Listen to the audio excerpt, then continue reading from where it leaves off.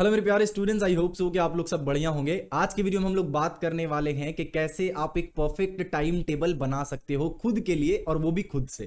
Because अपना time table खुद से बनाना ज़्यादा बेटर है, और आप अपना टाइम टेबल खुद से ही बनाओ तो वो बेहतर होगा। भाई दबे इसके बाद जो वीडियो हम लोगों का आएगा उसमें मैं आप लोगों को बताने वाला हूं कि कैसे एक टाइम टेबल फ्रेम करें, या फिर मैं खुद आपको टाइम टेबल फ्रेम करके दूंगा जिससे कि आप 2 मंथ के अंदर जो है वो 2 या 3 मंथ के अंदर सिलेबस को पूरा अच्छे से कंप्लीट कर लो। आज के वीडियो का topic how to make a perfect time table. Start करते हैं आज का वीडियो। तो आपको 5 स्टेप्स में बताने वाला हूं। इन 5 स्टेप्स के थ्रू अगर आपने इन 5 को फॉलो किया तो आप एक परफेक्ट टाइम टेबल अपने लिए बना पाओगे, एज वेल एज जो है वो फॉलो भी कर पाओगे सारे चीजों को। तो सबसे पहला चीज जो आपको ध्यान देना है, या सबसे पहला स्टेप आपका एक परफेक्ट टाइम टेबल बनाने के लिए जो होगा वो ये होगा कि आप एक लिस्ट बना लो सारी चीजों का जो आपको करना है। कहने का मतलब ये है यहाँ पे कि आपको सबसे पहले ये पता होना चाहिए कि भैया मुझे करना क्या है, राइट। अगर आपको नहीं पता होगा कि आपको करना क्या है एग्जैक्टली, तो आप कभी भी परफेक्ट टाइम टेबल नहीं बना पाओगे खुद के लिए, और फिर बाद में क्या होगा कि आपने टाइम टेबल बनाया और उसको फॉलो नहीं कर पा रहे हो। तो सबसे पहले पूरा लिस्ट तैयार होना चाहिए कि हाँ मुझे ये चीज करना है। भैया एग्जाम्पल देकर समझाइए। एग्जाम्पल आप इस तरीके से ले सकते हो। फॉर एन एग्जाम्पल आपको सिलेबस करना है कंप्लीट, राइट। तो आपको पहले लिस्ट बनाना होगा सारे चैप्टर्स का कि हाँ ये सब्जेक्ट में ये चैप्टर्स है, और ये चैप्टर्स इतना लेंदी है, और ये चैप्टर जो है वो शॉर्ट है। इतना जानकारी आपको होना बहुत ही ज्यादा जरूरी है, तभी आपका ये टाइम टेबल वर्क करने वाला है। तो पहला काम क्या है? पहला काम आपका सिंपली ये है कि आप जो है वो पूरा लिस्ट बना लो कि आपको कौन कौन सा चैप्टर किस किस सब्जेक्ट में है, एज वेल एज कौन सा चैप्टर आपका लेंदी है, कौन सा चैप्टर आपका शॉर्ट है। तो पहला काम आपने यहाँ पे कर लिया कंप्लीट। दूसरा स्टेप क्या है भैया ये बताइए। तो दूसरा स्टेप जो आपको टाइम टेबल बनाने में हेल्प करेगा वो ये है कि आप जो ने आपने पूरा लिस्ट बनाया है उस लिस्ट में आप कामों को जो है वो प्रायोरिटाइज कर दो। यानी कि कौन सा काम कितना ज्यादा इंपॉर्टेंट है, यानी कि कौन सा चैप्टर आपके लिए ज्यादा इंपॉर्टेंट है। फॉर एन एग्जांपल मान लेते हैं कि आपके हिस्ट्री में 5 चैप्टर्स है, तो उस 5 चैप्टर्स में से कुछ चैप्टर्स ऐसा है जो बहुत ही शॉर्ट है, या फिर आपने पहले से ही उसको पढ़ रखा है, और कुछ चैप्टर्स ऐसे भी होंगे जिनको आपने टच नहीं किया है, या फिर आपने उसको उतना अच्छे से नहीं पढ़ा है। तो यहाँ पे क्या हो रहा है कि आपके लिए जो चैप्टर आपने नहीं पढ़ा है सही से, उसका प्रायोरिटी यहाँ पे थोड़ा ज्यादा है, क्योंकि आपके पास टाइम है अभी। अगर टाइम नहीं है, बिल्कुल भी टाइम नहीं है आपके पास, तो आपको क्या करना है, जो चैप्टर आपने पढ़ रखा है उसी को पहले एकदम अच्छे से स्ट्रॉन्ग कर लेना है। दूसरे चैप्टर को पढ़ने के चक्कर में, नए चैप्टर को पढ़ने के चक्कर में जो आपने पढ़ रखा था उसको भी मिस नहीं करना है, ठीक है। तो अगर आपके पास टाइम है अभी, तो आपको क्या करना है, आपको उन चैप्टर्स को कम देखना है जो चैप्टर आपने थोड़ा बहुत पढ़ा रखा है, तो उसका प्रायोरिटी यहाँ पे ज्यादा है। तो आपने पूरा लिस्ट बना लिया सबसे पहले स्टेप में कि ये काम मुझे करना है, ये चैप्टर्स मुझे कंप्लीट करना है। दूसरा आपने क्या काम किया, दूसरा आपने प्रायोरिटाइज कर लिया सारे चीजों को कि हाँ ये चीज मुझे ये वाला काम मुझे पहले करना होगा, ये वाला उसके बाद, ये वाला बाद, उसके बाद, उसके बाद, उसके बाद। यानी कि मुझे हिस्ट्री का चैप्टर 4 पहले कंप्लीट करना है, या फिर चैप्टर 2 पहले कंप्लीट करना है, उसके बाद चैप्टर 1 तो मैंने पढ़ रखा था तो इसको मैं लास्ट में लेता हूं। तो आपने प्रायोरिटी सेट कर दिया। अभी तक हम लोगों ने एक्चुअल में टाइम टेबल को फ्रेम नहीं किया है, बट हम लोग टाइम टेबल की ओर थोड़ा थोड़ा बढ़ रहे हैं इन स्टेप को फॉलो करते करते। तीसरा स्टेप जो आप लोगों को बहुत ही ज्यादा हेल्प करने वाला है, और मैं कह सकता हूं कि सारे के सारे चीजों में बहुत ही इंपॉर्टेंट रोल प्ले करेगा ये 5 स्टेप्स में, वो स्टेप क्या है, वो ये है कि आप अपने जो ने आपने पूरा लिस्ट बनाया था और आपने जो प्रायोरिटाइज किया था सारे कामों को, उसमें आप क्या कीजिए कि डेडलाइन सेट कर दीजिए। यानी कि हाँ ये काम मुझे इस तारीख तक कंप्लीट कर लेना है, इस डेट तक कंप्लीट कर लेना है, और ये वाला चैप्टर मुझे इस डेट तक कंप्लीट कर लेना है, ठीक है। तो आपको पता होना चाहिए कि कौन से चैप्टर में कितने टाइम लग सकता है, क्योंकि आपने जब लिस्ट बनाया था तो उस वक्त आपको पता था कि कौन सा चैप्टर कितना लेंदी हो सकता है, ठीक है। भाई जब ये टाइम टेबल बनाना थोड़ा सा टाइम कंज्यूमिंग होगा आपके लिए, बट एक बार आपने अच्छे से सेट करके बना लिया तो आपके पास पूरा का पूरा रोड मैप है। आपको पता है कि कौन सा चैप्टर टफ है, किसमें कितना टाइम लग सकता है, राइट। ओके, तो अब आपने क्या किया, अब आपने डेडलाइन सेट कर दिया कि इस चैप्टर को इतने तारीख को खत्म कर लूंगा मैं, या खत्म कर लूंगी मैं, एज वेल एज इस चैप्टर को तो वही थोड़ा सा टाइम लगेगा, तो इसको एक दिन में मैं कंप्लीट कर लूंगा, ठीक है। तो आपने डेडलाइन सेट कर दिया। आप डेडलाइन इस तरीके से भी सेट कर सकते हो, कैसे समझते हैं। आपने टोटल नंबर ऑफ चैप्टर्स निकाला, यानी कि इतना सारा चैप्टर्स आपका पूरा का पूरा सिलेबस में है, और आपने देखा कि मुझे इतने दिनों में कंप्लीट करना है, यानी टोटल नंबर ऑफ डेज आपने निकाल लिया। 2 काम।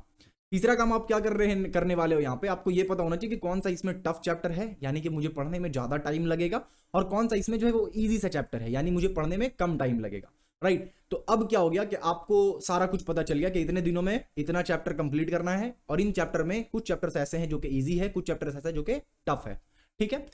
अब अगला स्टेप आप क्या उठाने वाले हो, अगला स्टेप आप डेडलाइन यहाँ पे उसके हिसाब से आप सेट कर लो अपना, ठीक है। तो स्टेप 3 हमारा हो गया भैया, डेडलाइन अपने को सेट कर लेना है कि हम लोगों को इस चैप्टर को इतना टाइम फ्रेम में कंप्लीट करना होगा। क्यों? क्योंकि अपने को 3 महीना में या अगले 2 महीना में सिलेबस को अच्छे से कंप्लीट कर लेना है, जिसमें से कुछ चैप्टर्स मेरा पढ़ा हुआ रहेगा, कुछ चैप्टर्स मेरा पढ़ा हुआ नहीं है। तो जो चैप्टर नहीं पढ़ा हुआ उसको अच्छे से पढ़ूंगा, जो चैप्टर मेरा पढ़ा हुआ है या तो मैं उसको क्या करूंगा, बेसिकली एक बार अच्छे से रिवाइज कर लूंगा।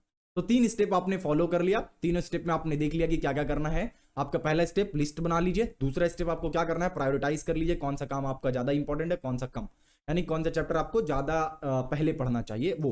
उसके बाद डेडलाइन आपने सेट कर लिया, इस चैप्टर को इतने टाइम में, इस चैप्टर को इतने टाइम में, इस चैप्टर को इतने टाइम में कंप्लीट कर लेना है।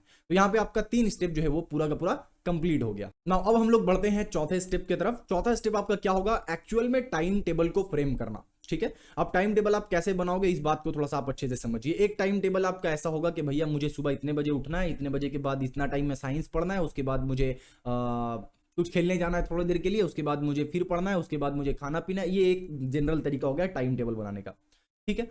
दूसरा तरीका ये होता है टाइम टेबल बनाने का कि आपको सिर्फ इतना मालूम है कि आज के दिन में मुझे ये चैप्टर्स जो है वो कंप्लीट करना है। ये 2 तरीका है आपका टाइम टेबल का।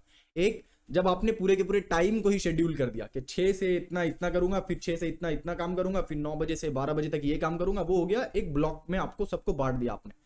दूसरा काम आपका क्या है, दूसरा तरीका ये है टाइम टेबल का, अगर आप देखो कि आज के दिन मुझे ये चैप्टर्स को कंप्लीट करना है। अब आपको बहुत अच्छे से पता है कि मैं पढ़ने के लिए जो बैठता हूं या बैठती हूं वो शाम में बैठता हूं या शाम में बैठती हूं पढ़ने के लिए।